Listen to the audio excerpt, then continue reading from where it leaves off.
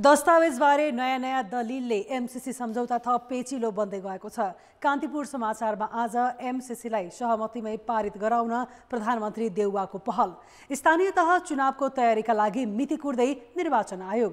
साथमा आज हामीसँग हुनेछ पेट्रोलियम पदार्थको खपत र मूल्य बढिरहँदा पनि वैकल्पिक ऊर्जा प्रयोगमा व्यवस्थाबारे सुमन पन्तको विशेष रिपोर्ट। साथमा अन्तर्राष्ट्रिय र खेलकुदका समाचार रहनेछन्। नमस्कार। अब मुख्य समाचार। एमसीसी सम्झौतामा थपिँदै किचलो। जिम्मेवारी लिनुपर्नेहरू नै आरोप प्रत्यारोपमा संसदमा अघि बढाउन सभामुख सापकोटा नै बाधक बनेको एमाले अध्यक्ष ओलीको आरोप। स्थानीय तह निर्वाचनको चहल पहल सुरु। सरकारले मिति तोक्न साथ आयोगले काम थाल्ने, कार्य योजना बनाउन सुरक्षा निकायलाई गृहमन्त्रीको निर्देशन। पेट्रोलियम पदार्थको खपत भन्न मुस्किल हुँदा पनि वैकल्पिक ऊर्जामा सरकार उदासीन। विद्युतीय सवारीको बजार हिस्सा 1% भन्दा कम। ओमिक्रोनको सब भेरिएन्ट पनि 57 देशमा फैलिसकेको WHO को भनाई। भारतमा एकै दिन 1,61,000 संक्रमित थपिँदा 1700 भन्दा बढीको मृत्यु। नेपालमा विन्टर खेलको सम्भावना भए पनि पूर्वाधार अभावले खेलाडी उत्पादनमा समस्या, भौगोलिक कठिनाई बहाना।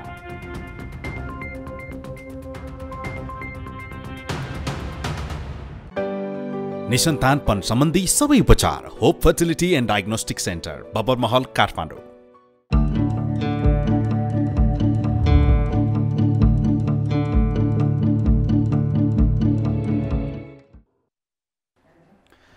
अमेरिकी सहयोग सम्बन्धी परियोजना एमसीसीका विषयमा नेताहरूका फरक धारणा आइरहेका बेला सत्तारूढ गठबन्धनका शीर्ष नेताहरूबीच भेटवार्ता भएको छ। कांग्रेस सभापति एवं प्रधानमन्त्री शेरबहादुर देउवा, नेकपा माओवादी केन्द्रका अध्यक्ष पुष्पकमल दाहाल र नेकपा एकीकृत समाजवादीका अध्यक्ष माधव कुमार नेपालबीच आज भेटवार्ता भएको हो। नेताहरूबीच गठबन्धनलाई कायम राखेर जाने विषय एक ठाउँमा रहे पनि एमसीसीको विषयमा भन्ने मतभिन्नता कायमै रहेको दाहाल सचिवालयले जानकारी दिएको छ। प्रधानमन्त्रीले एमसीसी छिटो पारित गरेर जानुपर्ने प्रस्ताव राखेका थिए भने दाहाल र नेपालले संशोधन गरेर मात्र अघि बढाउनुपर्ने पुरानै धारणा राखेका थिए। त्यसपछि प्रधानमन्त्रीले संशोधन गर्नुपर्ने भनिएका विषय के हुन् भनेर सोधेका थिए। एमसीसीमा फरक मत भए पनि गठबन्धनलाई जोगाइराख्ने विषयमा एक ठाउँमा उभिनुपर्ने विषयले प्राथमिकता पाएको थियो। यस्तै स्थानीय तहको चुनाव र मिति तोक्ने विषयमा पनि छलफल भएको थियो। प्रधानमन्त्री देउवाले हिजो मात्रै निर्वाचन आयोगले प्रस्ताव गरेकै मिति जेठ 4 गते चुनाव गर्ने तयारी थाल्न भनेका थिए। अमेरिकी सहयोग सम्बन्धी सम्झौता एमसीसी प्रकरणलाई जति पेचिलो बनाइदैछ त्यस सम्बन्धी दस्तावेजबारे नयाँ दाबी र टिप्पणीहरू थपिँदैछन्। एमसीसीको मूल सम्झौतापछि पनि पूरक सम्झौता गरिएको र कतिपय दस्तावेज नै सार्वजनिक नगरिएका प्रश्न उठेका छन्। तर अघिल्लो सरकारका पालामा त्यस्तो कुनै पूरक सम्झौता नभएको एमालेको जिकिर छ। स्वयं एमसीए नेपालले सतहका हल्लाहरू निराधार भएको दाबी गरेको छ। तर केही दस्तावेजहरू सार्वजनिक नभएको उसैको भनाइले एमसीसी झन विवादित बन्ने देखिँदैछ। अहिलेको सरकार बनेपछि हामीले भर्खर 2-3 दिन अगाडि 9वटा नयाँ दस्तावेजहरू प्राप्त गरेका छौँ। त्यो नयाँ दस्तावेजहरू ग्रन्थ जस्तै छन्। सत्तारूढ दलहरूले गठन गरेको एमसीसी अध्ययन समूहका संयोजक झलनाथ खनालले सोमबार कान्तिपुर समाचारसँग तत्कालीन केपी शर्मा ओली नेतृत्वको सरकारले लुकाएका गोप्य दस्तावेज भेटिएको दावी गरे। एमसीसी सम्झौतापछि पनि पूरक सम्झौता दस्तावेज भेटिएको र अध्ययनकै क्रममा रहेको भनिएको छ। कहाँ के सम्झौता भएका छन् ओली सरकारको पालामा त्यो सबै चाहिँ खोजीको विषय बन्छ र बनाउनु पर्छ। मिलेनियम च्यालेन्ज एकाउन्ट एमसीए नेपालले भने एमसीसी कम्प्याक्ट र कार्यान्वयन सम्झौता बाहेक अन्य कुनै किसिमका पूरक सम्झौता नगरिएको दावी गरेको छ। केही 8-9वटा चाहिँ नयाँ डकुमेन्टहरू बाहिर आएका छन् भन्ने खालको म्यासेज आएको छ। त्यो सरासर गलत हो। हामीले किनभने पहिले माग भए अनुसार हामीले डकुमेन्ट दिने हो। हामीसँग केही कुराहरू माग भए अहिले, जस्तो उदाहरणको लागि वातावरण प्रभाव मूल्याङ्कन, सडक विभाग, विद्युत प्राधिकरण, वन मन्त्रालय लगायतका निकायसँग भएका सम्झौता अझै सार्वजनिक नगरिएको भन्ने दावी सत्तापक्षमै छ। सडक विभागसँग के सम्झौता गर्यो हैन, विद्युत प्राधिकरणसँग के सम्झौता गर्यो हैन, वनसँग के सम्झौता गर्यो, किन यहाँको टेरिटोरीहरूको सन्दर्भमा त यहाँको जहाँ परियोजना सञ्चालन गर्यो त्यो परियोजनाको सार्वभौम अधिकार त एमसीए एकाउन्टको हातमा केन्द्रित गर्ने भनेर भनेको छ। एमसिए नेपालले भने अधिकांश सम्झौता सार्वजनिक भइसकेको भन्छ, तर परामर्श सम्बन्धमा र अन्य केही सम्झौता गोप्य नै राख्ने भनिएकाले कतिपय विषय सार्वजनिक नभएको उसको भनाइ छ। फाइनल कन्ट्र्याक्ट डकुमेन्ट छ, त्यो भनेको चाहिँ दुईटा पार्टी बिचको सहमति हो, त्यो त अर्को पक्षलाई पनि सोध्नुपर्ने हुन्छ र ती डकुमेन्टहरू नेपाल सरकारले पनि सार्वजनिक गर्दैन एउटा, किनभने हामी यो जुन सूचनाको हक अन्तर्गत पनि पब्लिक इन्ट्रेस्ट जसले चाहिँ पब्लिकलाई असर गर्न सक्छ त्यस्ता डकुमेन्टहरू रिलिज गर्ने हो, तर दुई पार्टी बिचको कन्ट्र्याक्ट चाहिँ साधारणतया रिलिज हुँदैन। दुवै पक्षले गोप्य राखेका ती विषय के हुन् खुलेको छैन, त्यसो त कार्यान्वयन सम्झौता पनि सार्वजनिक भइसकेको छैन। अझ परियोजना कार्यान्वयन हुने क्षेत्रमा उही निकायकै निर्देशन लागू हुने भन्ने विषय अहिले विवादित छ। संसदमा दर्ता भएकै 2.5 वर्ष बिते पनि मुख्य दलहरूले सत्ता र पार्टी स्वार्थसँग जोड्दा विवाद सुलिएको मात्र छैन, संसदमा टेबल हुनै हम्मे परेको छ। दस्तावेजहरू नै गोप्य राखिएको विषयले त एमसिसी झन्झन गिजोलिँदैछ। कान्तिपुर समाचारका लागि क्यामेरामा विनोद कोजु र रूपक कोइरालाका साथ बाबुराम तिमिल सिन्हा, काठमाडौँ। निर्वाचन आयोगले आगामी जेठ 4 गते स्थानीय तहको चुनाव प्रस्ताव गरेपछि राजनीति निर्वाचन केन्द्रित हुन थालेको छ। सरकारले जति छिटो चुनावको औपचारिक मिति तोक्छ त्यस्तै तयारी अघि बढाउन सजिलो हुने आयोगले बताएको छ। गठबन्धन सरकारले आयोगलाई सहज हुने गरी नै मिति तोक्ने तयारीमा छ भने आजदेखि निर्वाचन सुरक्षाको कार्ययोजना बनाउन थालिएको छ। दलहरू पनि रणनीति बनाउन जुटेका छन्। जेठ 4 गते चुनाव गर्न 3.5 महिना समय पर्याप्त भएको आयोगले अब औपचारिक मिति पर्खेको बताएको छ। आयोगका पदाधिकारीहरूले मिति प्राप्त भएपछि मात्रै कार्यतालिका निर्माण, सामग्री व्यवस्था तथा सुरक्षा निकायसँगको छलफल र तयारी अगाडि बढाउन सकिने बताएका छन्। सामग्री उत्पादन, उसार पुसार हुने तयारी सबैभन्दा प्राय चाहिँ निर्वाचन आयोगले 100 दिन हामीलाई न्यूनतम चाहिन्छ। कम्फर्टेबल समय भनेको 120 दिन हो, नभए 100 दिन भयो भने हामी चाहिँ निर्वाचन सम्पन्न गर्न सक्छौँ भन्ने भएर त्यसको समयावधि र सबै कुराको तयारी गर्ने गर्छ।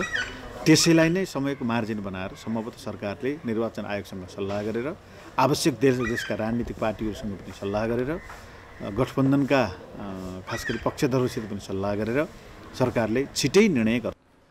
आयोगको चासोमा सरकार पनि सकारात्मक छ। अब सबै पक्षसँगको छलफलपछि आयोगलाई अप्ठ्यारो नपर्ने गरी छिट्टै मिति घोषणा गरिने सरकारको भनाइ छ। एकै चरणमा निर्वाचन गर्न 12 अर्ब रुपियाँ लाग्ने प्रस्ताव गरेको आयोगले तलब भत्ता र मूल्य वृद्धिलाई जोडेको छ।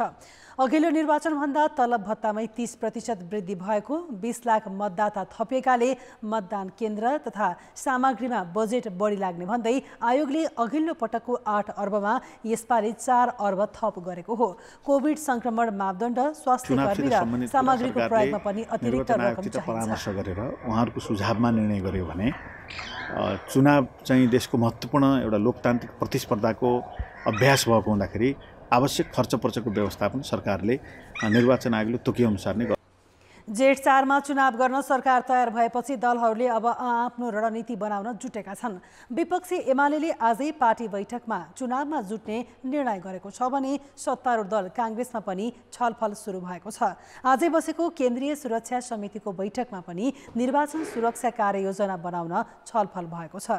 2074 सालमा भएको पहिलो चरणको निर्वाचन आधारमा मान्दा आगामी जेठ 5 गते स्थानीय तहका जनप्रतिनिधिको पदावधि सकिँदैछ। एमसीसी प्रकरणमा किचलो बन्दै जाँदा प्रमुख प्रतिपक्षी नेकपा एमाले भने सत्ता गठबन्धनमा फाटो ल्याउने गरी खेल्न खोजेको देखिन्छ। एमसीसीबारे निर्णय गर्ने थलो संसद भए पनि सभामुखले रोकेर राखेको एमालेको आरोप छ। भक्तपुरको एक पार्टी प्यालेसमा आज बसेको एमाले सचिवालय बैठकमा अध्यक्ष केपी शर्मा ओलीले सरकारले गरेको एमसीसी सम्झौता सभामुख अग्नि सापकोटाले अल्झाएको आरोप लगाए। संसदमा अघि बढ्दा अनुमोदन गर्ने वा नगर्ने अधिकार सांसदलाई नै हुने भन्दै ओलीले सभामुखले प्रस्ताव नै सभामुखले प्रस्ताव नै रोक्ने सरकारले गरेको सम्झौता को सम्बन्धमा फैसला गर्ने संसदले त्यो संसदको अधिकार खोसेर आफ्नै हातमा लिने अनधिकृत प्रयास, यो दुष्प्रयास हो सभामुखको। पार्टी फुटाउन भूमिका खेलेको भन्दै एमाले सभामुखप्रति रुष्ट रहेको छ। एमसीसी 2076 साल असारको 29 गते ओली सरकारकै पालामा संसद सचिवालयमा दर्ता गराइएको थियो। त्यो बेला उनी पारित गर्ने पक्षमा सक्रिय थिए, तर जब गत असारमा सत्ताबाट बाहिरिए त्यो सरकारकै काम हो भनेर एमाले नेताहरू उम्किने गरेका छन्। आजको बैठकमा ओलीले निर्वाचन आयोगले सिफारिस गरेको जेठ 4 गतेको मितिमा एकै चरणमा स्थानीय तहको चुनाव गर्नुपर्ने माग गरे। जेठ 4 मा हुनुपर्दछ र यसलाई विभिन्न चरण उपचरण गरेर यसपल्ट गर्ने होइन, एकै चरणमा गरिनुपर्छ। एकै चरणमा निर्वाचन गरिनुपर्छ, किनभने धेरै ठाउँ रिक्त हुने अवस्था पर्छ। किनभने पहिलो निर्वाचन जुन भएको छ त्यो एउटै निर्वाचन मानिन्छ। उनले स्थानीय चुनावमा एमाले कसैसँग गठबन्धन नगरी एक्लै चुनाव लड्ने पनि बताए। 5 दलीय गठबन्धन सरकारको गति ओह्रालो लागेको ओलीको आरोप रहेको छ। एमसीसीको विषयलाई लिएर राजनैतिक दलहरूबीच भएको ध्रुवीकरण र सडकमा सुनिने आवाजले यसलाई गिजल्दै लगेको छ। खास गरी अमेरिकाले एमसीसीलाई आफ्नो इन्डो पेसिफिक रणनीति अन्तर्गत भनेको यो परियोजना निसन्तानपन सम्बन्धी सबै उपचार hope fertility and diagnostic centre Babarmahal Kathmandu. ब्रेकपछि समाचारमा पुनः स्वागत छ। एमसीसीको विषयलाई लिएर राजनैतिक दलहरूबीच भएको ध्रुवीकरण र सडकमा सुनिने आवाजले यसलाई गिजल्दै लगेको छ। खास गरी अमेरिकाले एमसीसीलाई आफ्नो इन्डो पेसिफिक सैन्य रणनीति अनुसार अघि सार्न खोजेको हो कि भन्ने आशंका सहितका विरोधका आवाज सुनिएका छन्। तर खास यो आर्थिक सहायता मात्रै हो कि यसले नेपालको सुरक्षामा प्रभाव पार्न सक्छ भन्नेमा कुनै सरकारी तथा विज्ञ संयन्त्रबाट अध्ययन नै भएको छैन। एमसीसीका बारेमा राजनीतिक दलहरू मात्रै होइन, सडकमा पनि पक्ष र विपक्षमा आवाजहरू उठिरहेका छन्। विशेष गरी अमेरिकाले इन्डो पेसिफिक रणनीति अनुसार एमसीसी ल्याएको हो कि भन्ने आशंकामा नेपाली समाज नै विभाजित जस्तो भएको छ। आर्थिक सहायता र सैन्य रणनीति के भन्ने स्पष्ट पार्न अहिलेसम्म राजनीतिक तहका मात्रै अध्ययनहरू सीमित बने, जसले पार्टीको एजेन्डा अनुसार पक्ष र विपक्षमा मत दिइरहेका छन्। तर सरकारले अहिलेसम्म आफ्नो संयन्त्र प्रयोग गरेर स्वतन्त्र अध्ययन गर्न लगाएको छैन। त्यसो नगरेर व्यक्तिगत र राजनैतिक पार्टीको धारणा मात्रै बनाउँदा परिस्थिति सहज नभएको हो। विकास सम्बन्धीको चाहिँ सहयोग लिनको लागि नेपालको रणनीति के हो? पहिला आफ्नो रणनीति अन्तरको फ्रेमवर्कभित्र पो हामीले लिनु पर्यो। आफ्नो रणनीति छैन, विदेशीको रणनीति यस्तो छ, यो भित्र पर्छ भनेर हामीले शङ्का गर्नु पनि त्यो उचित होइन। यदि यो सुरक्षासँग सम्बन्धित विषय भनेर कतिले भनिराखेका छ, यदि त्यो हो भने नेपालमा राष्ट्रिय सुरक्षा परिषद छ र त्यसको सचिवालय छ। सचिवालयमा के विज्ञहरू पनि छन्। सचिवालयले बाहिरबाट विज्ञहरू ल्याएर पनि अध्ययन अनुसन्धान गर्ने उसको चाहिँ आफ्नो अधिकार क्षेत्र भएको हुनाले राष्ट्रिय सुरक्षा परिषद सचिवालयले पनि यस विषयमा अध्ययन गरेर चाहिँ यसमा प्रतिवेदनहरू पेश गर्न सक्छ। त्यसो त नेपाली र अमेरिकी सेनाबीच हरेक वर्ष जस्तो संयुक्त अभ्यास हुँदै आएका छन्। यस्तो अवस्थामा एमसीसी सैन्य रणनीति अनुसार हो वा होइन भनेर सरकारले सेनाको समेत राय बुझेको छैन। विश्वशक्ति केन्द्रबीच ध्रुवीकरण बढ्दै गएका बेला राष्ट्रिय बहसमा रहेको घटनालाई एकीकृत गरेर रणनीति बनाउन सरकार चुक्दै आएको छ। चाहे त्यो व्यक्ति किन नहोस्, चाहे ती रिसर्च चाहिँ थिङ्क ट्याङ्क्सहरू किन नहुन्, चाहे विश्वविद्यालय किन नहोस्, चाहे हाम्रो चाहिँ सरकारको मातहतमा रहेका अन्य अनुसन्धान संस्थाहरू हुन्, यिनीहरूले चाहिँ राज्यलाई पनि सहजीकरण गरिदिनुपर्छ। यो राष्ट्रिय स्तरको सुरक्षाको चासो आइसकेपछि सबभन्दा पहिला हामी आफूभित्र भन्दा पनि छिमेकी देशहरूले के गर्छन् भन्ने दृष्टिकोणबाट हेर्न थालिसकेपछि चाहिँ हामी पछि परेको खास। अमेरिकाको एमसीसी होस् वा चीनको बीआरआई अन्तर्राष्ट्रिय सम्बन्धसँग जोडिएका विषयमा राजनीतिक दलहरू बीचको मत विभाजनले सहज बनाउँदैन। त्यसैले अन्तर्राष्ट्रिय सम्बन्ध र राष्ट्रिय संवेदनशीलता दुवैका पक्षमा हित हुन सक्ने विज्ञता प्रयोग गर्न जरुरी छ। कान्तिपुर समाचारका लागि क्यामेरामा सञ्जय लुइटेलका साथमा रमेश धमला, काठमाडौँ। नेपालका दूतावास रहेका 30 मुलुक र 3वटा कूटनैतिक नियोगमध्ये उत्तरी छिमेक चीनसहित 20 मुलुकमा अहिले राजदूत रिक्त छन्।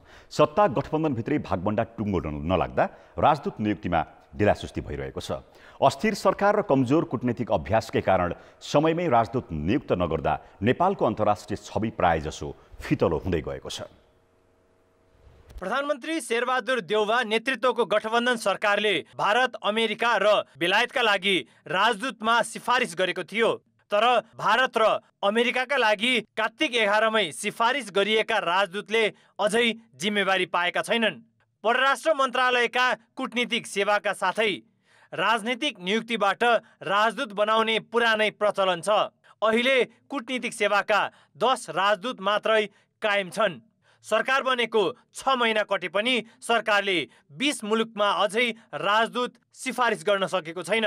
यो धेरै दिनसम्म खाली राख्नु हुँदैन, किनभने हामीले जहाँ राजदूत स्तरको प्रतिनिधित्व गर्ने भनेर निर्णय गरेर कूटनीतिक नियोग खोलेका छौँ। कूटनीतिक नियोग त्यस्ता नियोगहरूमा, त्यस्ता चाहिँ राजदूतावासहरूमा धेरै समय खाली राख्यो भने राम्रो सन्देश जाँदैन। क्षमतावान र लगनशील व्यक्तिलाई राजदूत बनाएर अन्तर्राष्ट्रिय जिम्मेवारीमा पठाउँदा उनीहरूले मुलुकको हितमा केही काम गर्न सक्छन्। तर सत्तामा पुगेपछि हरेक जसो सरकारले मापदण्ड बनाएर स्थिति बसाल्नुको सट्टा राजनीतिक निकटता र पहुँचका आधारमा आफू निकट व्यक्ति रोज्ने प्रवृत्ति हटेको छैन। अहिले पनि गठबन्धन दलमा भाग मिलाउने रस्साकसीले राजनीतिक नियुक्तिमा ढिलाइ भइरहेको छ। लामो समय राजदूत रिक्त रहनु भनेको ती मुलुक प्राथमिकतामा नपरेको सन्देश गएको तर्फ सरकारलाई चासै छैन। राजदूत नहुनुभन्दा बरु भएकै इनइफेक्टिभ सिस्टम हाम्रो जुन छ नि, अप्रभावकारी सिस्टम जुन हामीले बनाएका छौँ, हाम्रो ब्युरोक्रेसीमा, गभर्नेन्स सिस्टममा, हाम्रो लिडरसिपमा, बरु हामी सहन सक्छौँ। तर बिना राजदूत, बिना मुलुकलाई प्रतिनिधित्व गर्ने व्यक्ति, आधिकारिक व्यक्तिको अभाव यसरी खड्किन जानु कुनै पनि हालतमा नेपालको लागि राम्रो मेसेज चाहिँ होइन। अहिले चीन, जापान, श्रीलङ्का, रुस, डेनमार्क, इजरायल, अस्ट्रिया लगायतका मुलुक राजदूतविहीन छन्। त्यसैले मुलुकको अन्तर्राष्ट्रिय छवि सुधारका लागि विज्ञ र योग्य पात्रहरूलाई छानेर छिटो राजदूत नियुक्त गर्नु आवश्यक छ। कान्तिपुर समाचारका लागि क्यामेरामा विकास जोशीका साथ सुबिन्द्र श्रेष्ठ, काठमाडौँ। पाल्पामा संसारले चुनढुङ्गा खाने उद्योगले मापदण्ड विपरीत उत्खनन र निकासी गर्दै आएका छन्। खाने उद्योगले सरकारले निर्धारण गरेको न्यूनतम मापदण्डको समेत पालना गरेका छैनन्। यसले एकातिर वन र वातावरणको विनाश भएको छ भने अर्कोतिर नागरिकको स्वास्थ्यमा असर परेको छ। तर पनि नियमनकारी निकायले बेवास्ता गरेका छन्। सर्वोत्तम सिमेन्ट्सको चुनढुङ्गा उत्खनन क्षेत्र पाल्पाको 3औं गाउँपालिका कचलमा कम गुणस्तरीय ढुङ्गा माटोलाई जथाभावी फ्याँकिएको छ। उत्खनन क्षेत्रबाट निस्केका कम गुणस्तरीय सामग्री र बग्ने पानीलाई सिल्टेसन पोन्डमा थिग्र्याएर मात्र खोलामा छाड्नुपर्ने हुन्छ। तर चुनढुङ्गा उत्खनन क्षेत्रमा जथाभावी फालिएको छ। पाल्पाकै सिद्धार्थ मिनरल्सले तोकिएको क्षेत्रभन्दा बाहिर गएर उत्खनन गरेको छ। वृक्षरोपण, हरियाली बनाउनमा ध्यानै दिएको छैन। सत्यवतीले बेन्च कटिङ नभई बीच भागबाट उत्खनन गरेको छ। डोलोमाइटले पनि जथाभावी उत्खनन गरेको छ। उद्योगले मापदण्ड पालना गरे नगरेको खानी तथा भूगर्भ विभाग र डिभिजन वन कार्यालयले हरेक वर्ष अनुगमन गर्दछन्। तर न्यूनतम शर्त समेत पालना नगरेको प्रतिवेदन दिए पनि कार्यान्वयन भएको छैनन्। सीमानामाथिको अतिक्रमण, बोट बिरुवाको हानि नोक्सानी हुन सक्ने सम्भावना, सट्टा बन्ना जग्गाको र वृक्षारोपणको यस्ता कामहरू हामीले नियमित रूपमा नै हामीले यहाँ कार्यालयबाट र हाम्रो सब डिभिजन कार्यालयहरू छ त्यहाँबाट हामीले अनुगमन गरिरहेका हुन्छौँ। उद्योगले सबैभन्दा माथिल्लो भागबाट उत्खनन गर्नुपर्ने भए पनि अधिकांशले तल्लो भागमै गरेका छन्। उत्खनन क्षेत्रमा तारबार लगाउन र पहुँच मार्गको उचित व्यवस्थापन गरेका छैनन्। खानीले अपनाउनु पर्ने क्षति न्यूनीकरणका आवश्यक उपाय लगायतका सम्झौताका शर्तको पालना गर्दैनन्। स्थानीय विकास शुल्क र वातावरणीय शुल्क करोडौँ लिने स्थानीय तहको भूमिका पनि कमजोर देखिएको छ।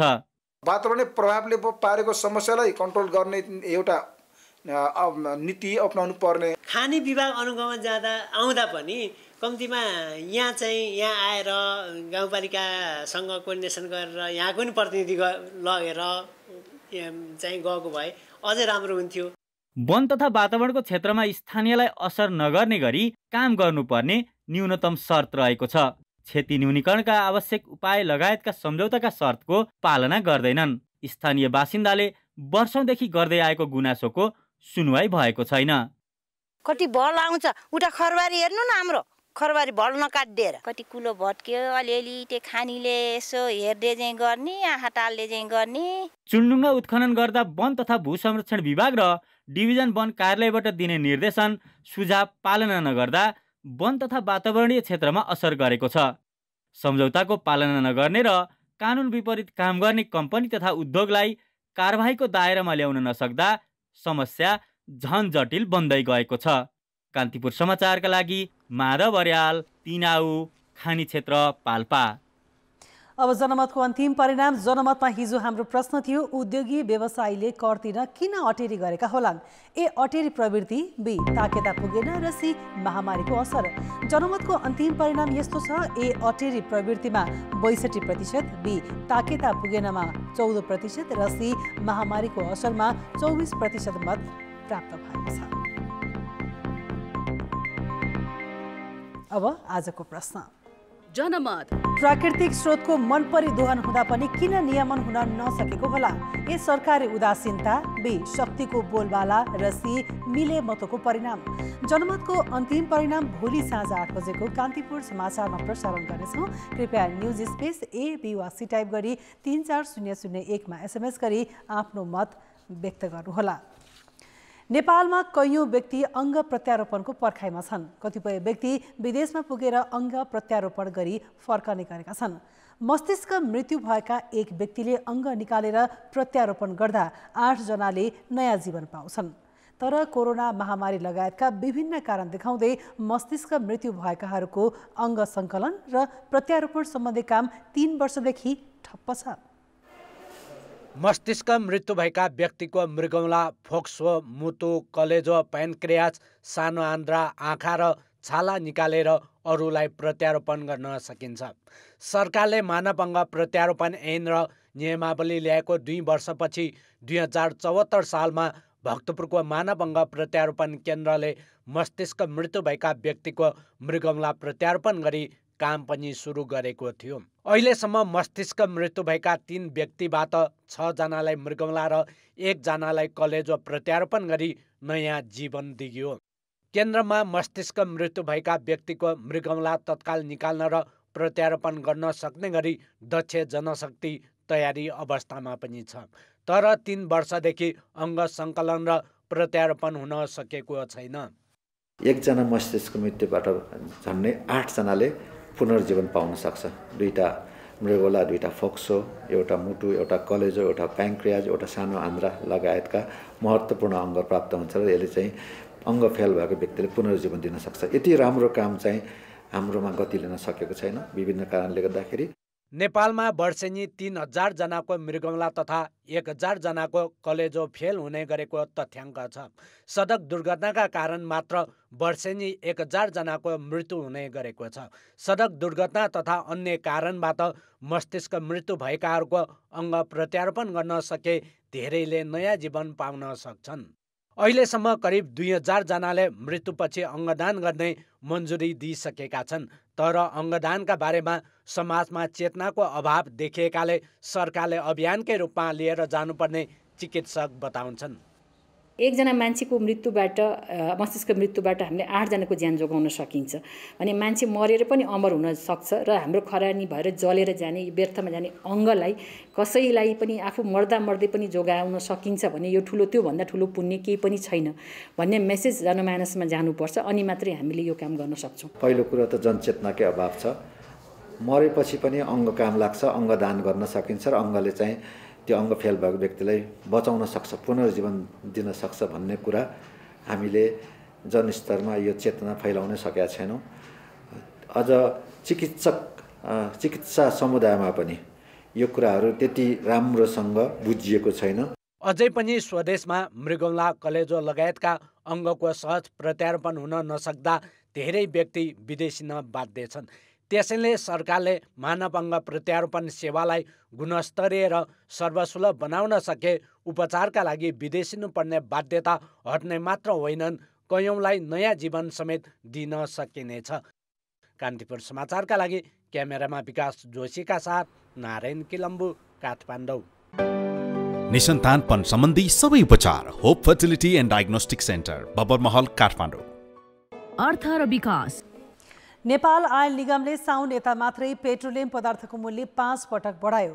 निगमले पछिल्लो पटक डिजेल र पेट्रोलमा प्रति लिटर 3 रुपैयाँ र आन्तरिक हवाई इन्धनमा प्रति लिटर 10 रुपैयाँ मूल्य बढाउँदा उपभोक्ताको ढाड सेकिएको छ। विकसित देशले पेट्रोलियम पदार्थको विकल्प खोजे पनि हाम्रो परनिर्भरता भने बढ्दैछ। प्रति लिटर 142 रुपियाँको पेट्रोल किन्दा उपभोक्ताले सरकारलाई कर मात्र 58 रुपियाँ 48 पैसा बुझाउनु पर्छ। यस्तै 125 रुपियाँको डिजलमा 41 रुपियाँ 16 पैसा कर बुझाउनु परेको छ। सडक मर्मत, प्रदूषण, मूल्य स्थिरीकरण, पूर्वाधार लगायतका 7 किसिमका करले उपभोक्ता थिचिनु परेको छ। पेट्रोलियम खपत वार्षिक 20% बढेको छ। मध्यमवर्गीय परिवारको आधा आम्दानी इन्धनकै जोहोमा लागे पनि स्वच्छ ऊर्जाको उपभोग बढाउन सरकारले ठोस पहल गरेको छैन। सरकारको कमिटमेन्ट खोइ, ऊर्जा मन्त्रालयले एउटा कोअर्डिनेसन कमिटी हाइड्रोजनको भनेर धारा टारेर बसेको छ। एक बजेट पनि छैन, त्यसको कार्यालय पनि छैन। त्यसले के गर्छ? आज त हाइड्रोजनमा हामीसँग 20-50 जना साइन्टिस्ट हुनुपर्थ्यो, एउटा कार्यालय हुनुपर्थ्यो, सके मन्त्रालय हुनुपर्थ्यो, नभए एउटा विभाग हुनुपर्थ्यो। हेर्नुहोस् है त, अनि तपाईँको कमिटमेन्ट हुनुपर्थ्यो। न पोलिटिकल कमिटमेन्ट भयो, न ब्युरोक्रेटिक कमिटमेन्ट भयो, न रिसर्च न जुन लेभलमा हुनुपर्छ त्यो लेभलमा भयो। पेट्रोलियम पदार्थमा हाम्रो परनिर्भरता बढिरहँदा छिमेकी देशहरूले भने आक्रामक तवरले स्वच्छ ऊर्जाको प्रयोग बढाएका छन्। छिमेकी देश चीनमा विद्युतीय गाडीको बजार हिस्सा 15% भन्दा माथि छ। अर्को छिमेकी भारतमा पनि 1 वर्षको अवधिमा विद्युतीय गाडीको बिक्री 168% बढेको छ। युरोपेली देश नर्वेमा त विद्युतीय गाडीको बजार हिस्सा 86% पुगेको छ। वैकल्पिक ऊर्जाको प्रयोग बढाउन रटान लगाउने सरकार आफैले भने हरेक वर्ष विद्युतीय गाडीको सट्टा डिजेल र पेट्रोलबाट चल्ने अर्बौंका गाडी खरिद गर्दछ। अहिलेको आवश्यकता भनेको उच्च नेतृत्वबाट र मुख्यमन्त्रीज्यूहरूबाट पनि र अर्थ मन्त्रालयले पनि एउटा अब नीति के बनाउने अर्थमन्त्रीज्यूले अबदेखि सरकारी निकायले खरिद गर्ने गाडी, चाहे त्यो गाउँपालिका होस्, चाहे त्यो नगरपालिका होस्, चाहे प्रदेश होस्, चाहे सङ्घ, त्यो चाहिँ विद्युतीय गाडी हुनुपर्छ भन्ने। यदि किनभने 400 किलोमिटरसम्म गुड्ने गाडीहरू छन्। अहिले स्वच्छ ऊर्जाको प्रयोग बढाउने नीतिमा एकरूपता छैन। चालु आर्थिक वर्षमा अन्तशुल्क खारेज गरेर भन्सारमा पनि सहुलियत त दिइयो, तर चार्जिङ स्टेसन बनाउने लगायतका पूर्वाधार काम निर्माण सुस्त छ। अहिलेसम्म विद्युतीय गाडीको बजार हिस्सा 0.5% पनि पुगेको छैन। सवारी साधनमा जस्तै खाना पकाउने एलपी ग्यासमा पनि परनिर्भरता बढ्दो छ। विद्युत प्राधिकरणले पर्याप्त बिजुली उत्पादन गरेको बताए पनि उपभोक्ताको घरमा जोडिएका मिटरको क्षमता विकास गरेको छैन। करिब 30 लाख घरधुरीमा रहेको 5 एम्पियरको मिटरलाई 15 एम्पियरको बनाउनु पर्ने हुन्छ। तब मात्र खाना पकाउँदा विद्युत भार थेक्छ। वैकल्पिक ऊर्जाको प्रयोग बढाउन जति ढिला हुन्छ, मध्यमवर्गीय नेपालीको धेरैजसो आय इन्धन खरिदमै खर्च हुँदै जाने देखिन्छ। कान्तिपुर समाचारका लागि क्यामेरामा विकास जोशीका साथ सुमन पन्थ, काठमाडौँ। अब जनताको आवाज हामीले 7 प्रदेशमा सोधेका छौं। पेट्रोलियम पदार्थको निरन्तर मूल्य वृद्धि हुँदा पनि वैकल्पिक ऊर्जा प्रवर्धनमा किन ध्यान नगएको होला? जनताको आवाज। सरकारको चाहिँ नालायकी बन्यो। कमिसन खाने, बाँडेर खाने जुन चलन छ, त्यो प्रवृत्तिको अन्त्य नहुँदासम्म अरू वैकल्पिक उपायको खोजी पनि हुँदैन। गर्न पर्छ है भनेर लाग्ने हो भने त पक्कै पनि गर्न सक्थ्यो होला। हाम्रो सरकार जो आए पनि अत्यन्त गैर जिम्मेवार, यो अस्थिरताको कारण हो जस्तो लाग्छ। सरकार एक्लैले पनि अलि सम्भव नहोला। सरकार कस्तो छ भन्दाखेरि चाहिँ जनता र देशको विकास भन्दा पनि आफ्नो विकास कसरी गर्ने। छिमेकी देशहरूको प्रभावमा परेर उसका उत्पादनहरूको बिक्री प्रति प्रभावित भएर लाग्नु, पूर्ण रूपले आफ्नो कुनै अब अवधिसम्म राज्य सञ्चालन गर्न पाउँदैन। सरकारले चासो देखाइरहेछ। सरकारलाई चाहिँ आफ्नै अब तपाईँको चाहिँ सिट कुर्सी बचाउनलाई चाहिँ सेटिङ गर्दै ठिकै छ। इलेक्ट्रिकल भेहिकलहरूलाई कर छुट दिनु पर्यो। पेट्रोल डिजलमा चाहिँ कमिसन चलाउने, भत्ता बोनस बाँड्ने कुराहरूमै अल्मलिरहनु भएको छ। सरकार भनौँ न, उहाँहरूमा अहिले कुर्सीको लागि मात्र ध्यान भएको जस्तो लाग्छ। यसको नीति नियममा चाहिँ क्लियर नभएको हुनाले स्रोत साधनहरूको कमी कमजोरीले होला। नीति निर्माणको तहमा कमजोर भएको छ। सरकार मात्रै यो अलिकति ध्यान दिएको भए यस्तो वैकल्पिक ऊर्जा उत्पन्न हुने थियो।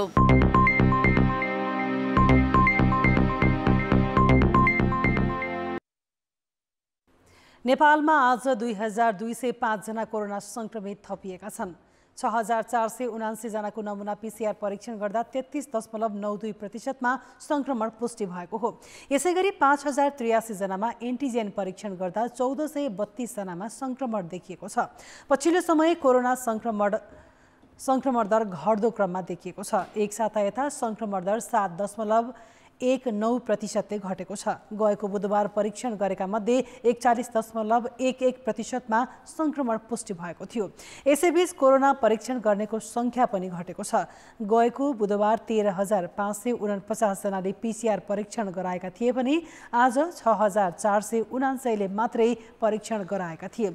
यो हप्ता PCR गर्नेको संख्या 47.96% ले घटेको छ।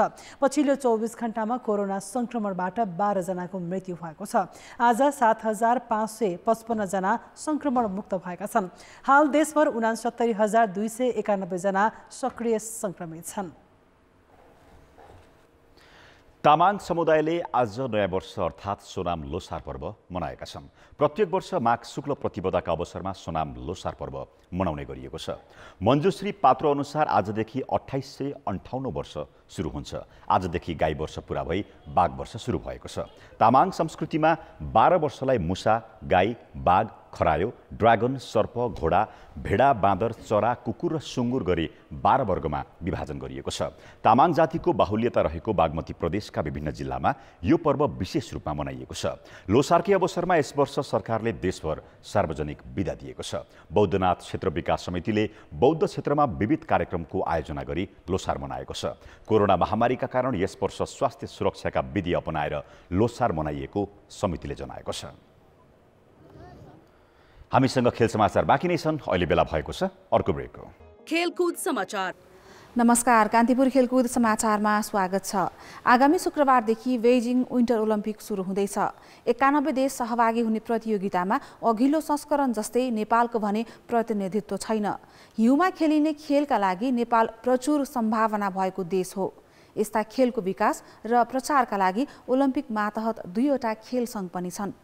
तर विन्टर ओलम्पिक लगायत अन्य अन्तर्राष्ट्रिय प्रतिस्पर्धामा नेपालको उपस्थिति किन नगन्ने जस्तै भइरहेको छ त? बेजिङ विन्टर ओलम्पिकमा नेपालले सहभागिता नजनाउनुको एकमात्र कारण हो योग्य खेलाडी नहुनु। विन्टर ओलम्पिकमा ice hockey, cross country skiing, ski, curling लगायत खेल समावेश छन्। यी मध्ये नेपालमा स्की र आइस हकीका सङ्घ क्रियाशील छन्। तर 2017मा स्थापना भएको आइस हकी र 2002 देखि नै अस्तित्वमा रहेको स्कीले अझै दक्ष खेलाडी उत्पादन गर्न सकेका छैनन्। यो हिउँमा खेल्ने खेलको विकास चाहिँ नि नेपालमा भएकै छैन। यसको लागि अब जुन खालको एउटा पूर्वाधारहरू चाहिने हो त्यो पूर्वाधारहरू हामीले विकास गर्न सकेका छैनौँ।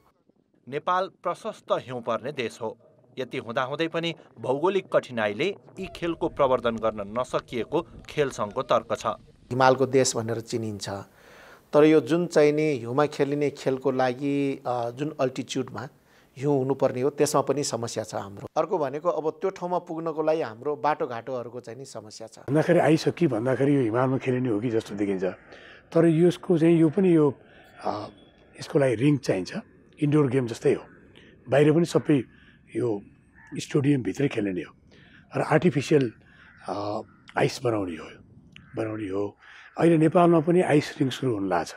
स्की सङ्घले लाङटाङ, मुस्ताङ सहितका क्षेत्रमा केही घरेलु प्रतियोगिता भने गर्दै आएको छ। सङ्घले अब खेलाडी उत्पादनमा ध्यान दिने योजना बनाएको छ। आइस हकीले भने आगामी 4 वर्षमा विन्टर ओलम्पिकमा खेलाडी पठाउने लक्ष्य नै बनाएको छ।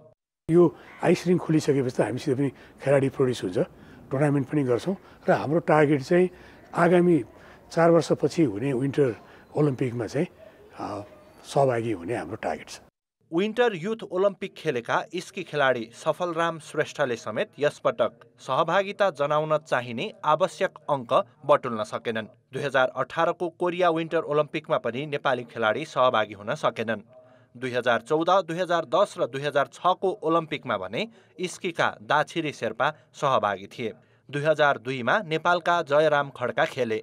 फ्रेन्च टिमसँग सगरमाथा चढेका तेजवीर बुढाले 1924 को विन्टर ओलम्पिकमा सम्मान स्वरूप पदक समेत जितेको इतिहास छ। तर प्रशस्त सम्भावना भएर पनि सम्बन्धित निकायले ध्यान नदिँदा विन्टरमा खेलिने नेपाली खेलको विकास हुन सकेको छैन। कान्तिपुर समाचारका लागि क्यामेरामा राजेन्द्र महर्जन र दोलखा सहकर्मी केदार शिवाकोटीका साथ रेवन दाहाल, काठमाडौँ। खेलकुद समाचार अहिलेलाई यति नै। अब मौसम सम्बन्धी जानकारी।